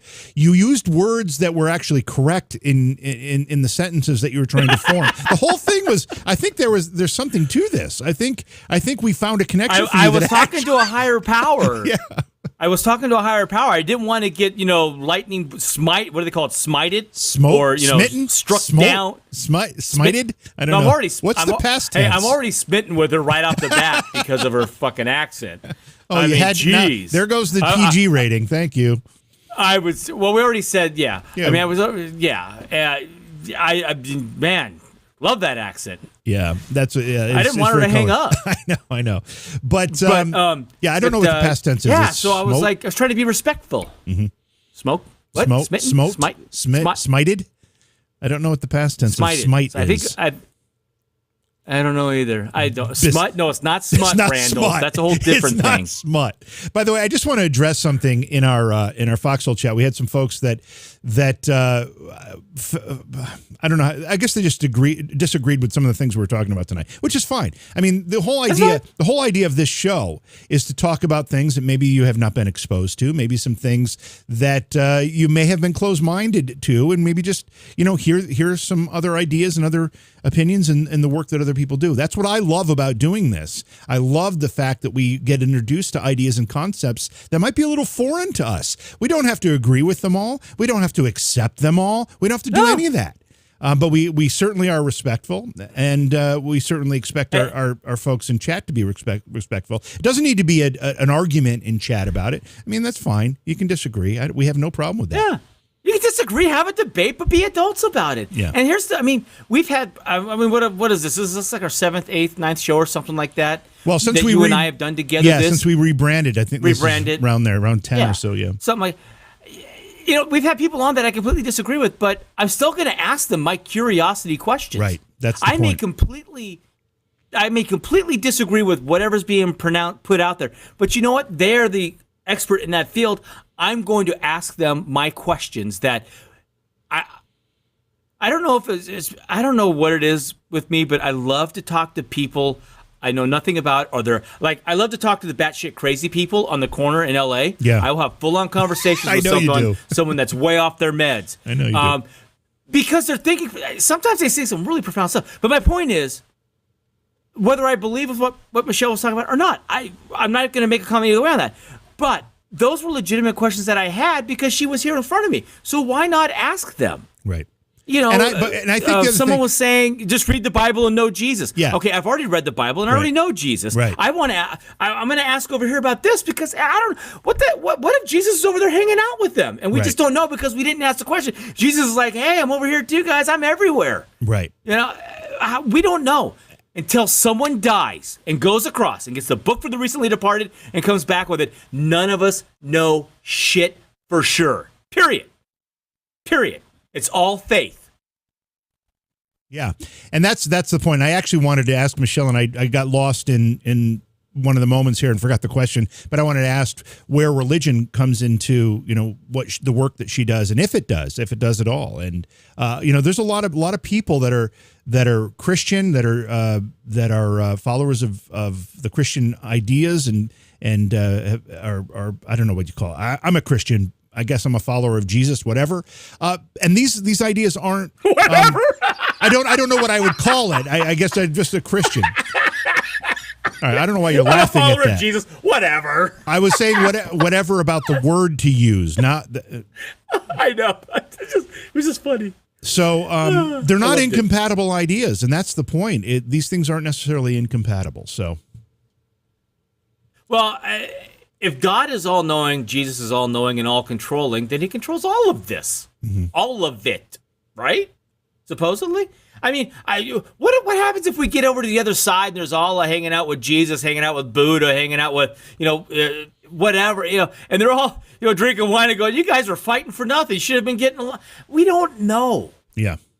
Just be good to one another. The 10 Commandments is not a bad thing for any religion, Right. It's just be good, love yourself, love your neighbor. As my grandma used to say when she was alive, love one another. And just be good humans. I think it's called the golden rule. Stop telling me what to do. It's called the golden rule, right? Albus, you're welcome to come on. As opposed to golden showers. We'll have you on the show. You want to come on and talk about your side of this discussion? Love to have you on. That's fine. The only way to the Father is through me. I don't care if you believe it or not. It's true. No one's disagreeing with you. I don't understand who you're arguing with, Albus. I don't understand. Nobody's disagreeing with you. Oh man. I wonder if this is Alvis been around before? I think so. Yeah, no, I recognize the name. Okay. And 1, 2, 3. I didn't listen. It was getting preachy, whether you think it was or not. It was getting preachy, and I just asked you to stop. If that's too much, I get it. That's fine. You don't have to. Whatever. But it was getting preachy, and I just asked you to stop. Just asking you to respect that. That's all. Man, I gotta go back through chat. I missed all of that. Oh yeah, these people are touchy. Religious is a touchy subject. But this channel is not called Religious Chat. This channel is called Paranormal IRL. We're talking about a lot of different things here, folks. And you know what? We're talking about all of these ideas that, as Britt said, I agree with some, I disagree with others. Doesn't mean we can't talk about them. That is the point. Yeah. We're talking about things that we might not necessarily think about or talk about during the normal course of our conversation of our day. That's what it's about. I asked you not to be preachy. That's not too much to ask. Period. Man, you guys are touchy. I'm really getting kind of tired of it, actually. I'm getting to the point where I'm going to start shutting people down. I'm not. It's ridiculous. That's why we don't need to spend this much time talking about this. It's really ridiculous. The one time I looked up at chat, it was Cuervo's talking about vibrators, and that's what made me go down the flesh question, the passion question. That's all I caught in chat. Oh man! The one time I looked up at it. Yeah. Anyway, that was a great time. I really enjoyed having Michelle on the program. We will definitely have to have her back. She was fun. Yeah, and there's some other questions that I didn't get to as I'm thinking about this that I really should have had an opportunity to ask. But we had her here for over an hour, so we covered a lot of ground in that time. I think she would have went longer. Yeah. I can't go longer. This is my third show today, and I'm running out of steam. Oh my God, 3 shows. Jeez. Maybe we can have her back and do the whole, specifically about religion and what she does. Yeah. And how it ties in with Christianity and sure. Buddhism and the Muslim religion. And that would be interesting. But that's a whole nother show. I mean, that's a freaking 2-hour show right there alone, probably. Right. But, I don't know. I just want to have fun, cool conversations with people, and whether we agree or not, it's a different whatever. We'll just have cool conversations. It's all about learn some stuff and Yeah, all about this is why we're so fucked up in this world right now, is that no one can have a conversation from different opinions. It's you must believe me or you're a piece of whatever. And whether it's politics or religion or apparently paranormal, God, let's just have conversation, and it goes where it goes, and believe what you want. I don't know, man. Why can't we just all get along? Okay, Some Rodney King. Rodney King. No, there we go. Can't we just all get along? Why can't we all just get along? Oh, man. Get along. Oh, my God. That poor bastard. Oh, man. Anyway, I don't know. That's all I had. That was fun. Are we doing trivia? Yeah, we can do some trivia. We can do some trivia.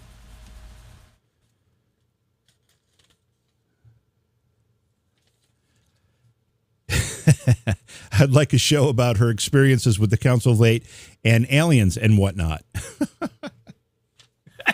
Whatnot? Oh, my God. You know what, Albus? Oh, my God. If you don't want to come back, that's fine. We are not Christianophobes or whatever. I'm a Christian. That doesn't mean I can't listen to other people and hear what they have to say. And it might not. It doesn't even mean that I can't believe other people, because I don't have all the answers. What's a Christianophobe? It basically means you're like a homophobe. You're afraid of you're anti. You're afraid of, or whatever. Phobe would mean you're afraid, but it's used in a more broader sense. Whatever. I mean, these people. Open up your mind for a minute. You don't have to believe it, but open up your damn mind. And just respect the fact that not everybody might agree with you. And the stupid thing is I do agree with you. You're arguing with me about something that I agree with you on. So what the hell? I mean, you have the issue here, buddy. That's why I asked if it was a troll just fucking with you. And he's not a troll. It's just they just want to argue for the sake of arguing.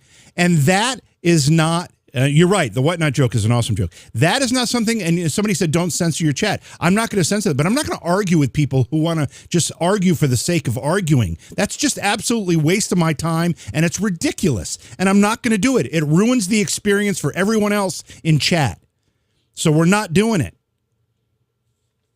I think I made myself clear. You ready for some trivia? Yes, Daddy. As long as you don't slap me. Why not? What not? Yeah, and I think it was Rebel, or was it Lala? I tried to make the whatnot shirt, but every font, I can't find the right font to make it. It just doesn't look right. Yeah, I don't like. See, one of the things that most folks who've watched any of the shows that Britt and I have done recognize is that neither of us are particularly good with like creative arts stuff, with like graphics. Right, we suck at it. If you want to make one for us, that would be amazing. That just save it in PNG, and I'll definitely set it up on Teespring. But I suck at the graphics part. I'm too old. I can't. It's not my world anymore. So, but if someone wants to make it, we'll totally, and it looks cool, we'll totally make it a shirt. Yeah. All right. Here's trivia question number 1. You ready? You ready? What pisses JV off the most? Yeah. She flies with her own wings is the official motto of which U.S. state? She flies with her own wings? She flies with her own wings is the official motto of what U.S. state? It's got to be a state that they smoke a lot of pot in. You think that when the state motto was created, they were smoking a lot of pot at that point? To come up with that? She's flying with wings? They were tripping on something. She flies with her own wings. I'm going to go with... I'm going with Alabama. Alabama? Any particular reason why you're choosing Alabama? Because...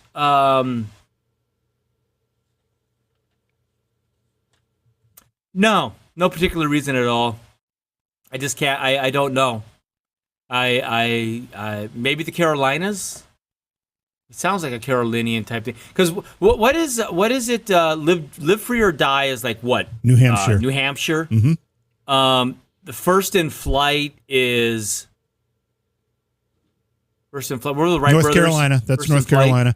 But I don't know if that's their state motto. That's on their license plate. I don't know that that's their state motto. It's on a license plate. Yeah, but I don't know. Wouldn't that be their state motto if it's on the license? No. We have on the New York license plate, it says Empire State. That's not our motto. Your plate says, screw you in the bunghole and take all your money, state. Yeah, there's that for sure. All right, so what do we have here? We've got Oregon. We've got North Carolina. You said Alabama. We've got Ohio, Alaska, Montana, Massachusetts, another Ohio, Idaho, North Carolina, Missouri is the show me state, right?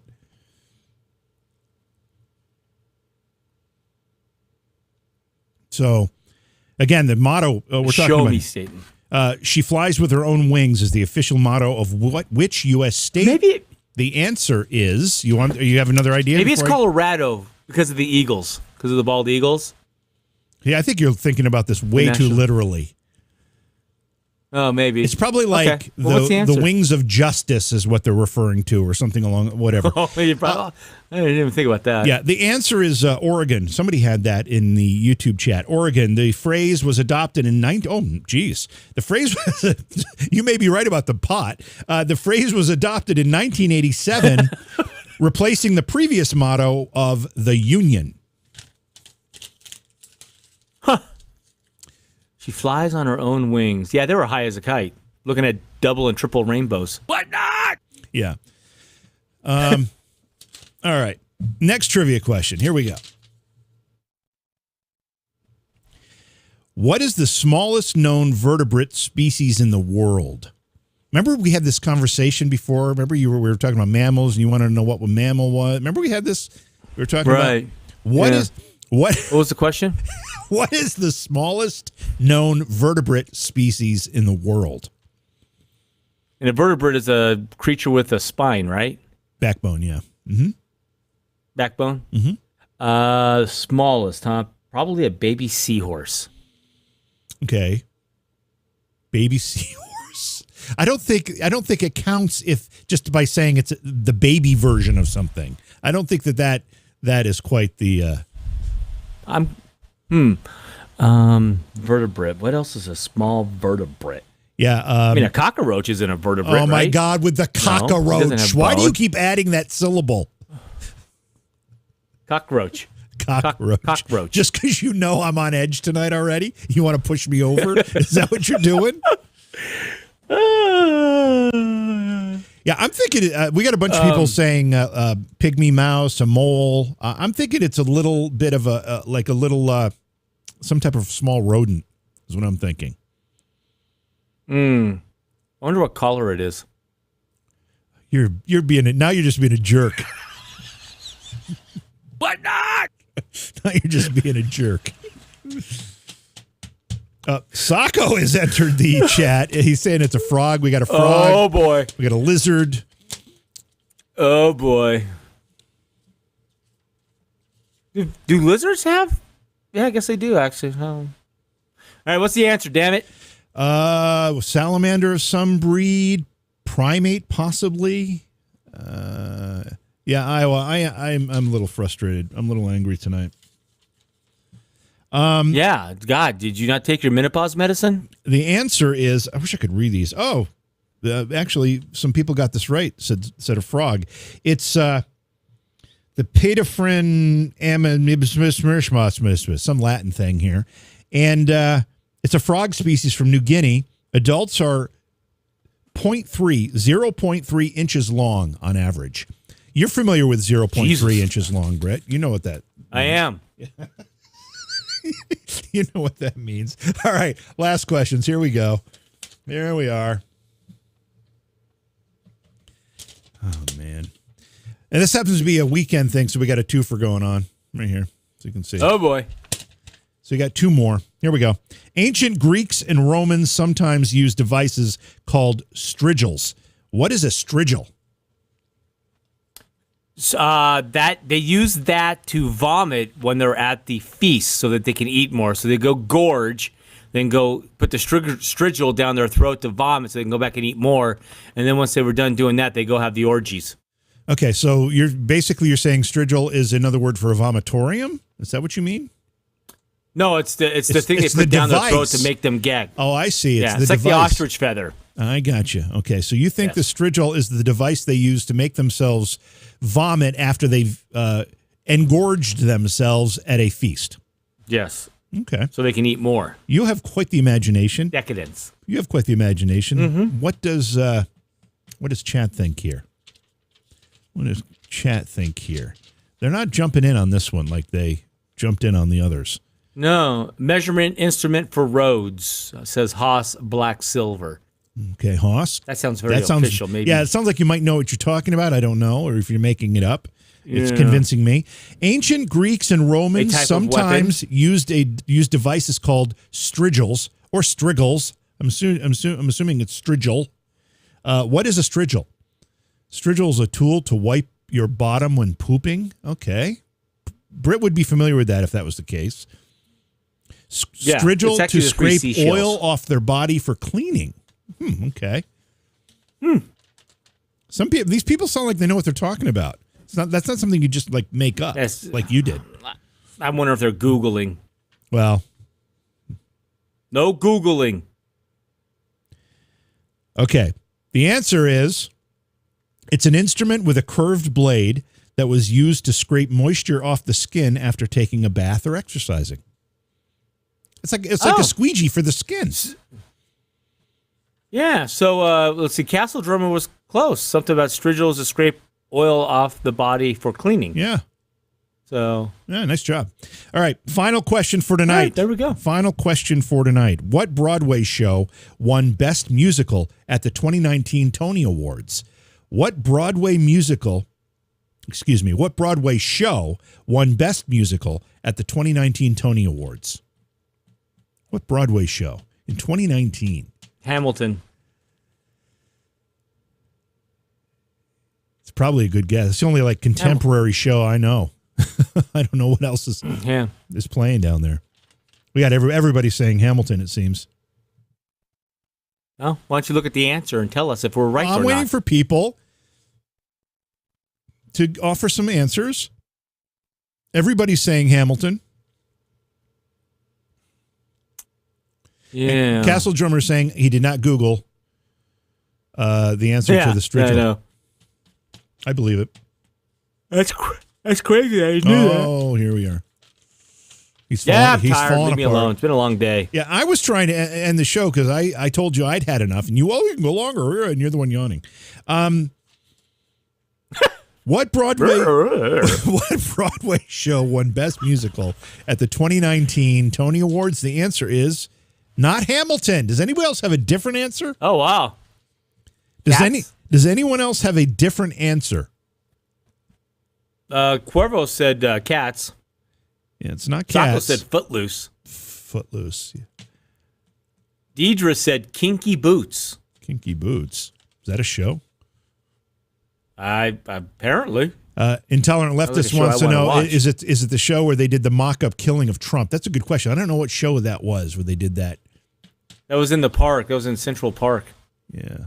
Yeah, but wasn't it a scene wasn't it weren't they doing a scene from a show?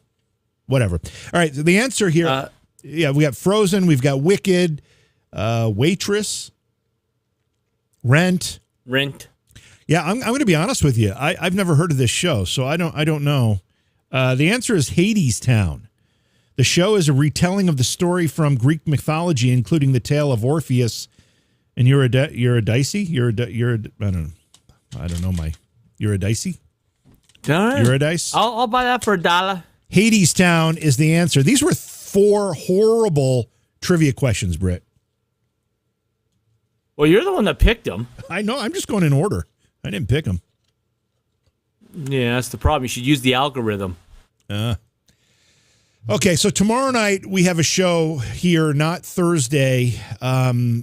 For anyone who was counting on Tuesdays and Thursdays, this guest was scheduled a while ago, so we're just going to keep it on a Wednesday, even though we're trying to just do Tuesday, Thursdays. So tomorrow night we'll be back. Not sure who the guest is offhand, but it should be good. Oh, you really? Oh, I might have that right here. I think it's Les Velez. That sounds very familiar. Come on, you fucking mouse. And just to confirm that we lost the PG rating. What? Oh, we've already lost it. Les Velez will share stories and discuss Opus, the Organization for Paranormal Understanding and Support, as well as its mission to reach out and provide help and support to those who have encountered extraordinary paranormal experiences. Well, thank you for ghost stuff. Yeah. Yeah.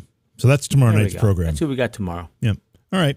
Well, everybody have a great night, and thanks for being here. Anything else you need to add? Oh, yeah, merch. Talk about the merch for a sec.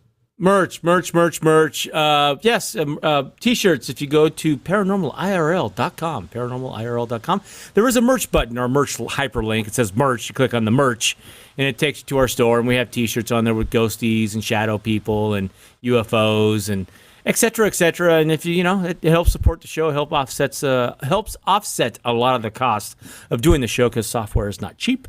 But yeah, please help support the show, and you get a cool T-shirt out of it that has ghosty stuff on it. All right, thanks everybody. Have a great night. Told of a creature that was 6.5 to 7 feet tall. The CIA ran secret mind control experiments. It's a tale of a creature that's been seen by many, but believed by few. And experts say there have been reported sightings of paranormal activity. And there was this creature, and it ran down this hill. They say something was flying over their house, and they have no idea what it was. How the world's most powerful individuals are actually shape-shifting reptilians. My scariest ghost hunting experience.